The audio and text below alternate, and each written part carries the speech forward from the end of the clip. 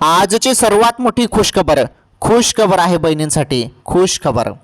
तर खुश खबर अशी आहे की आता बहिणींना थेट 3,000 रुपये येणे सुरू झाले. हे बघा, बहिणींना 3,000 रुपये येणे सुरू झाले. आताच्या क्षणाची ही सर्वात मोठी बातमी आहे. चला लाईक करा या व्हिडिओला, चॅनलवर नवीन असल्यास चॅनल पण सबस्क्राईब करा.